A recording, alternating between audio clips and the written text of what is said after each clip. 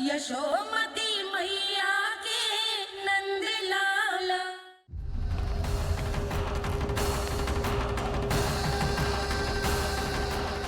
आप तो मेरी प्रतीक्षा में पहले से ही खड़े हैं यमदेव। तब तो आपने मेरी चुनौती के बारे में भी सुना ही होगा। कहिए, क्या उत्तर है आपका? मेरा स्वागत करके अपना राज्य त्यागेंगे या मेरा सामना करके अपने प्राण? हे असुर श्रेष्ठ, मैं आपकी अधीनता स्वीकार करने के लिए तैयार हूं। बस एक विनती है मेरी। शर्त को विनती का नाम देकर पहलाना चाहते हो मुझे यमराज? असुर राज मूरा के सामने शर्त रख पाओ, इतना सामर्थ्य नहीं है तुम में। इसका आभास है मुझे असुरराज, पर मैं आपकी अधीनता स्वीकार करूं इससे पहले आपको स्वामी धर्म का पालन करना होगा। मेरे पुराने स्वामी के क्रोध से मेरी रक्षा करनी होगी आपको। कौन है तुम्हारा पुराना स्वामी? भगवान श्री नारायण। और छोटी माँ, मूरासुर को तो श्री नारायण से भी रक्षा का वरदान प्राप्त था ना? यही तो श्री नारायण की लीला थी बलराम। पर वो राक्षस अपने दम में जे समझ ही ना पाओ कि वो क्या भूल करने जा रहा है। अब पहुंच गो भगवान श्री नारायण को चुनौती देने के लिए।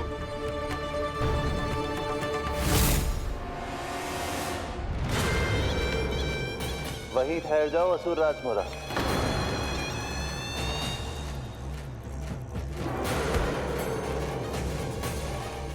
यहाँ क्यों आए? आपको पराजित करने और ये वैकुंठ जीतने, ताकि मैं यमलोक का स्वामी बन सकूं। फिर आओ, युद्ध भूमि में मेरा सामना करो।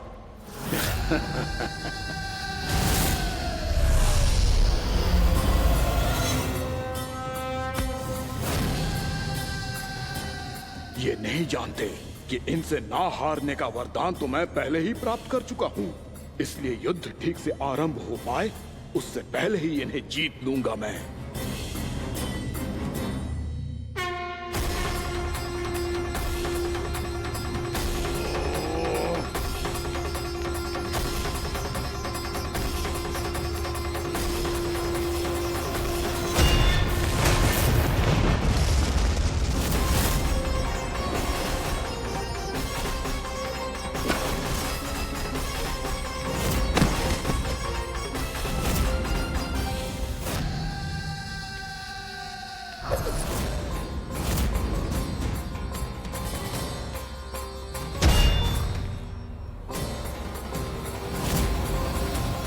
और इस प्रकार ये युद्ध वर्षों वर्षों तक चलता रहो।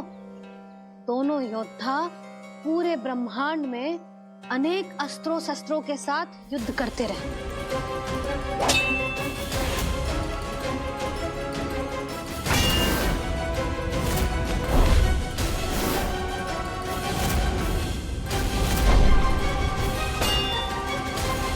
फिर क्या हुआ मैया?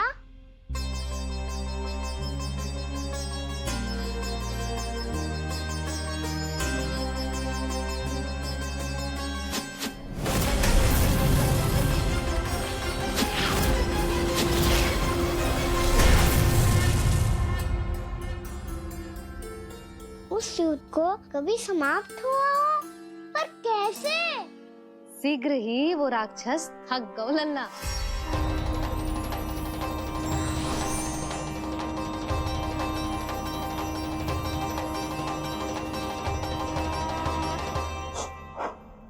खड़े खड़े देख क्या रहे हैं नारायण?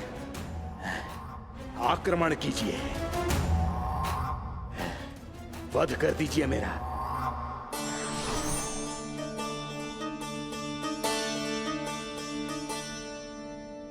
मैं तुम्हारी वीरता से प्रभावित हूं, इसीलिए इतनी थकान की स्थिति में मैं तुम जैसे वीर पर आक्रमण नहीं करूंगा। जाओ विश्राम करो।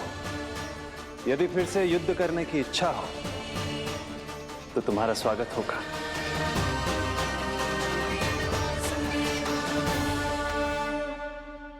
जे कह के श्री नारायण बद्रिका आश्रम चले गए। और वहां हिमवत नाम की एक कंदरा में ध्यान लगा के बैठ गए। उधर वो राक्षस विश्राम करने लगो। अनेकों दिन बीत गए और अब वो राक्षस मूरा फिर से स्वस्थ होके बलवान हो गया था। उसने अपनी सारी शक्ति फिर से प्राप्त कर ली थी। श्री नारायण ने उस पर दया करी थी, पर वो फिर से श्री नारायण को छलने को तैयार होगा।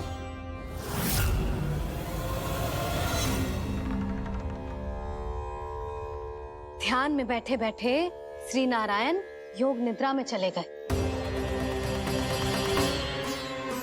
पर दुष्ट मूरा इसी अवसर का लाभ उठा के उनकी कंदरा में घुस आयो, ताकि वो सोते हुए श्री नारायण पे आक्रमण कर सके।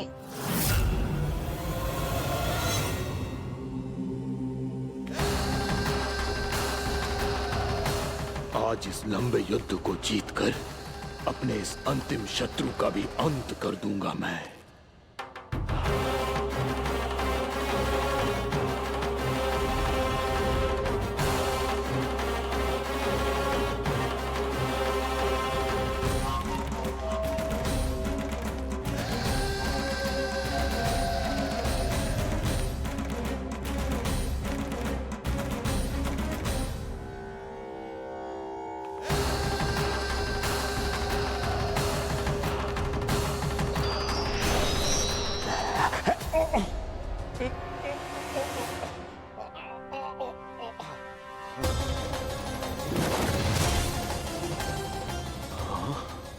दुष्ट राक्षस, प्रभु ने तुझ पर दया की, तुझे संभलने का अवसर दिया। तू इन्हीं पर ही छल से वार करने चला है।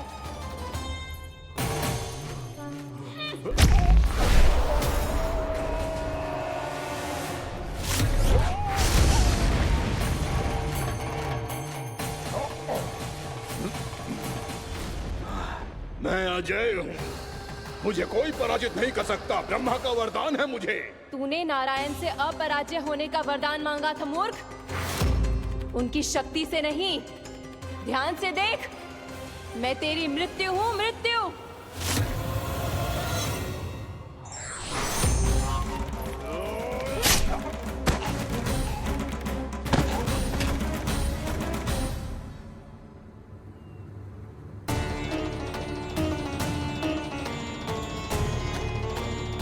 वो देवी कौन थी छोटी माँ? और कौन बलराम, वो ही तो थी देवी एकादशी।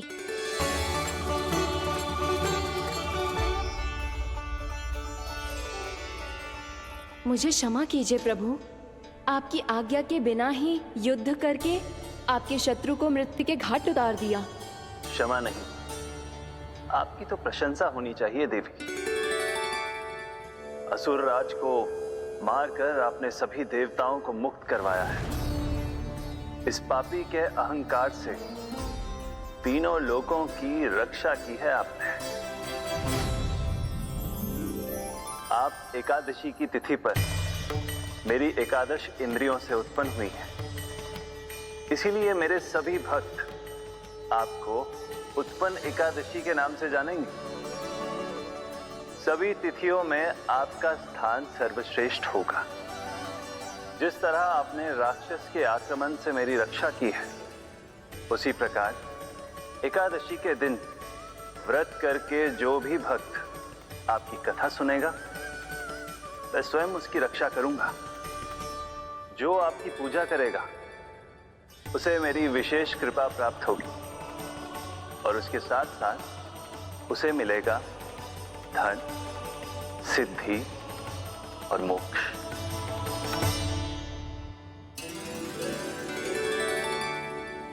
इसीलिए आज के दिन व्रत रखने का बहुत अधिक महत्व होता है। बोलो एकादशी मैया की जय। बोलो श्री नारायण भगवान की जय।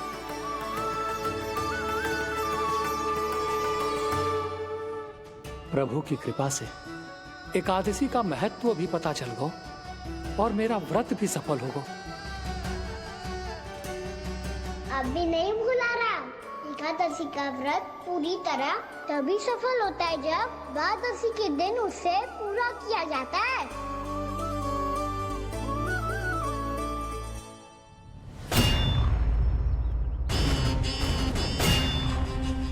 आवश्यक है आपको यह आभास होना कि उस विष्णु अवतार को पराजित करने के लिए आपके साधारण योद्धाओं में वो सामर्थ्य नहीं है। वो विष्णु अवतार कुछ अधिक ही असाधारण है।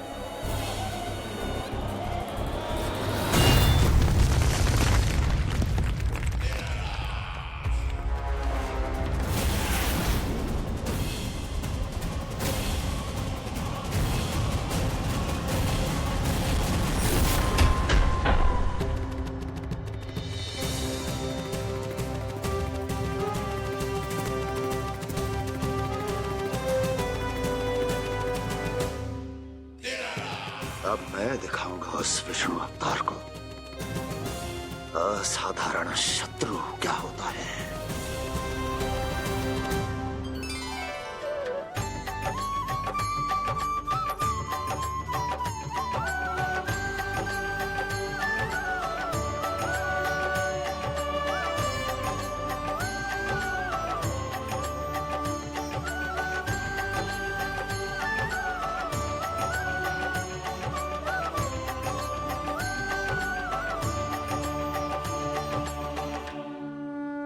कंस मामा अधीर हो रहे हैं, पर मैया ने मुझे अभी तक बाहर जाने की आज्ञा नहीं दी है। अभी उन्हें किसी और राक्षस को यहाँ भेजने से रोकने के लिए मुझे ही कुछ करना होगा।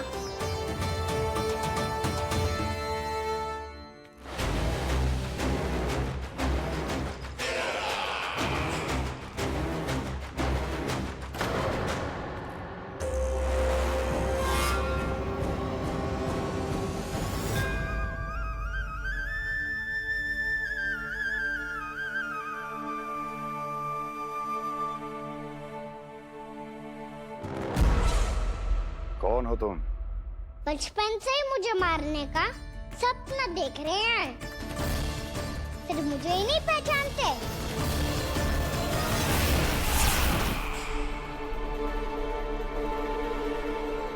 बचपन से विष्णु अवतार। कोई कान्हा बुलाता है तो कोई मुरलीधर पुकारता है, कोई माखन चोर कहता है, कोई कहता है चिच्चोर। पर विष्णु अवतार इस नाम से तो बस आप ही मुझे बुलाते हो मामा जी। इतना साहस ये तो यहाँ आ गया है।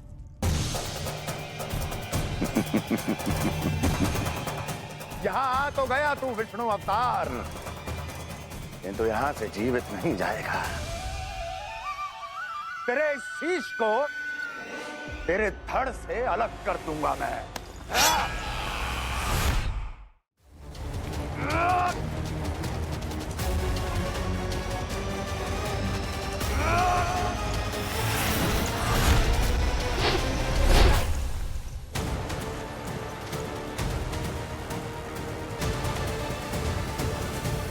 वहाँ कहाँ देख रहे हो मामा जी?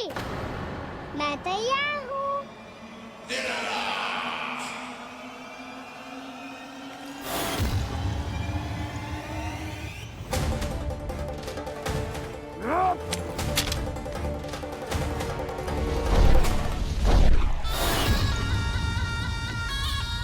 मामा जी, आप सदैव इसी तरह क्रोध में रहते हो क्या?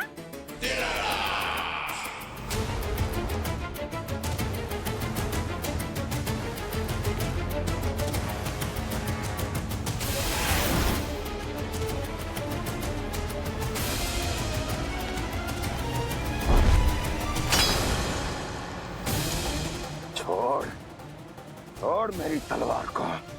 छोड़ो तो तब जब पकड़ा हूँ।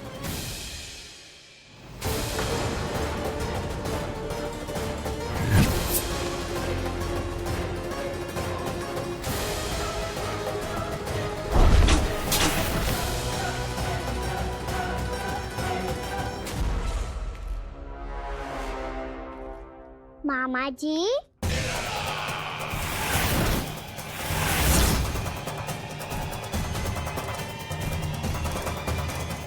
आप थक गए होंगे, थोड़ा विश्राम कर लो। आपका तो पता नहीं, मैं अवश्य थक गया हूँ।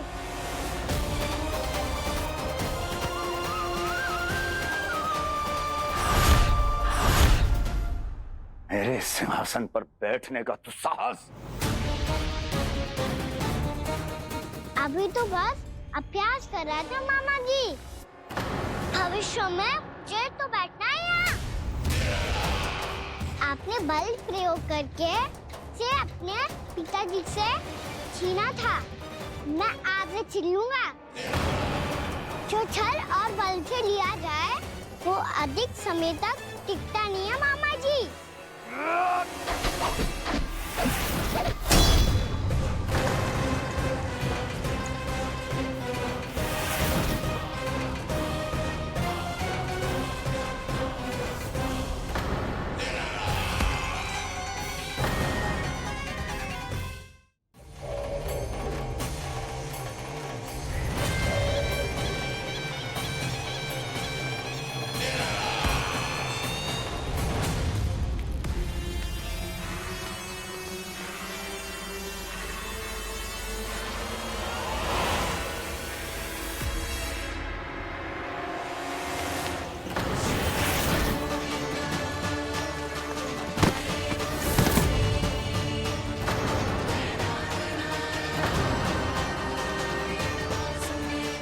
शीघ्र ही आपको ये सिंहासन छोड़ना होगा।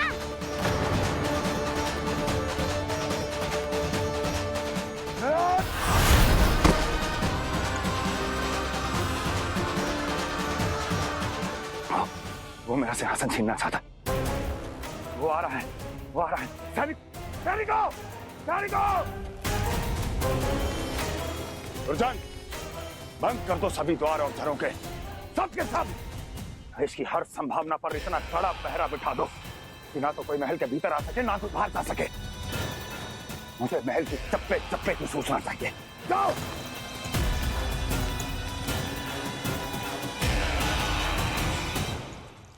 सिंहासन।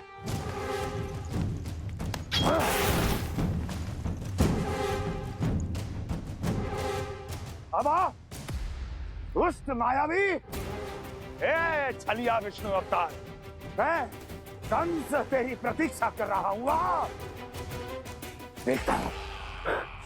देखता हूँ मेरे सिंहासन पर कैसे बैठता है तू। मुझे तो बस कुछ समय चाहिए था, वो मिल गया। अब करते रहिए आप प्रतीक्षा।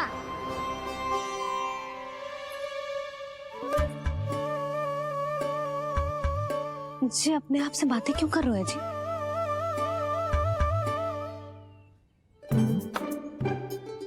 आप मुस्कुरा क्यों रहे हो? ना कछु ना। बताओ क्यों मुस्कुरा रहे हो? तुम्हीं पर गए हैं जी। जब तुम व्रत करती हो तो तुम भी ऐसा ही करती हो।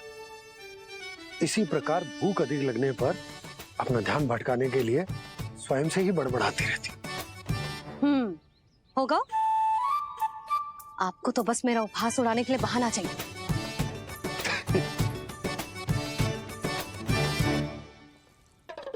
लल्ला, भूख लगी है? ना मैया, व्रत करे तो भूख कैसे लगेगी?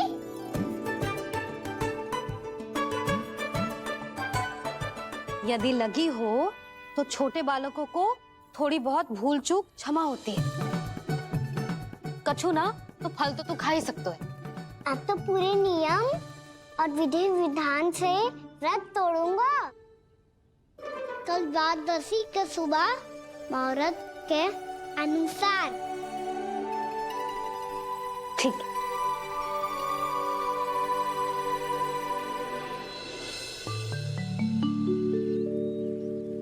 लल्ला, एकादशी समाप्त हो गई है, द्वादशी लग गई है।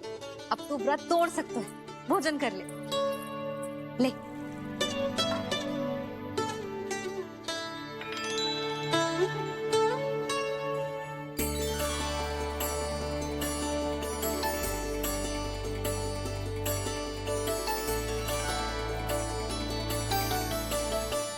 आज तो कार्य कर लीजिएगा। मैं ना चाहती कि सब गांव वाले फिर से आपका उपहास उड़ाएं।